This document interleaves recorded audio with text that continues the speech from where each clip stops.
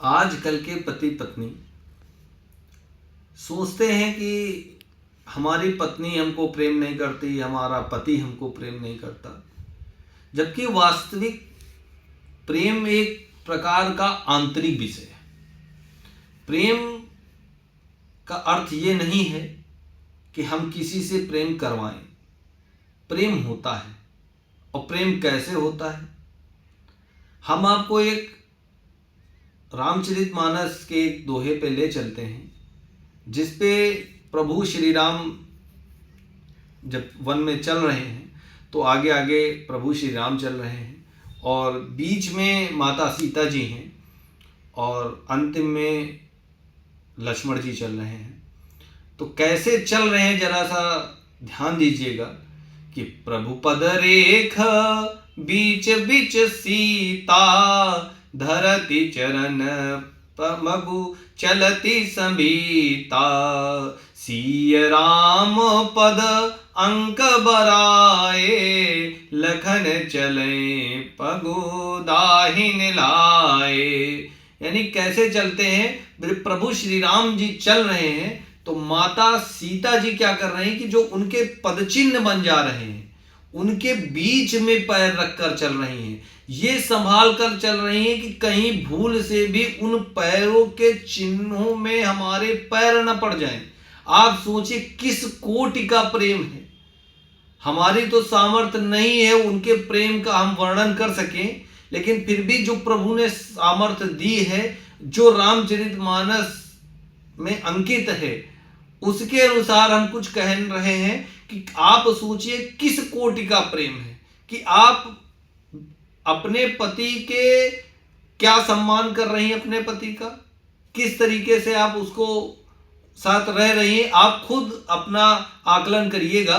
But वहां पे क्या है कि माता सीता जी देख देख कर चल रही हैं कि कहीं पैर न पड़ जाए। ये कोटि का प्रेम है। और लक्ष्मण जी का समझिए भाई का कैसा प्रेम है कि जब माता सीता और राम भगवान भी जब चल रहे हैं तो दोनों के जब पद चिन्ह बन जा रहे हैं तो उनके दाहिने ओर पैर कर रख कर चल रहे हैं कि इस प्रकार का भाई का प्रेम है। इस प्रकार भाई भाई का सम्मान कर रहा है। जब किसी व्यक्ति के लिए आप इतना ज्यादा समर्पित रहेंगे, इतना ज्यादा आंतरिक प्रेम करेंगे, तो कौन होगा जो आपको प्यार नहीं करेगा? कौन होगा जो ये प्रेम के वशीभूत नहीं होगा? लेकिन आजकल क्या है कि पति चाहते हैं कि पत्नियां उनका सम्मान करें, केवल करती रहें, वो चाहे जो कुछ करें। उसी प्रकार से पत्नियां चाहती हैं कि हमको वो पति हमारा प्रेम करता रहे, मैं चाहे जो कुछ करूं। तो कहने का अर्थ है समर्पण ही प्रेम का उद्भव कराता है। अगर आप किसी भी व्यक्ति के लिए समर्पित रहेंगे, पूरी तरीके से आंतरिक रूप से उसको उसके सम्मान के लिए उसको आप सम्मान के लिए उसके लड़ते रहेंगे, सम्मान के लिए मन में ख्याल रखेंगे, तो वो आपको प्यार ही करेगा। और वो इस तरीके से प्यार करेगा जैसे आप सोचिए कि प्रभु श्री राम जो थे, उन्होंने क्या केवल धर्म के लिए ही माता सीता को छुड़ा के लाए लंका से? नहीं, उसके साथ धर्म तो जुड़ा ही था, साथ में प्रेम था।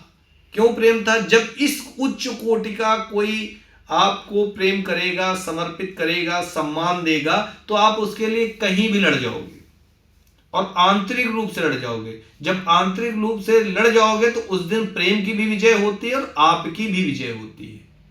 इसीलिए पति पत्नी को चाहिए कि विश्वास के साथ आंतरिक रूप से वो एक दूसरे के प्रति समर्पित रहें, एक दूसरे के प्रति सम्मान की भावना रखें, तभी प्रेम संभव है, तभी अच्छा प्रेम संभव है।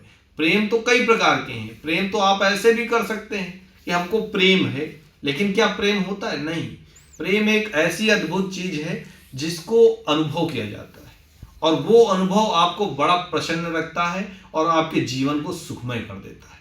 इसीलिए रामचरितमानस के हर चीज को आप लोग बड़े ध्यान से समझिए और उसके अनुसार अपने जीवन में चीजें लाइए, निश्चित रूप से आपका जीवन सुखमय ही होगा। जय श्री राम।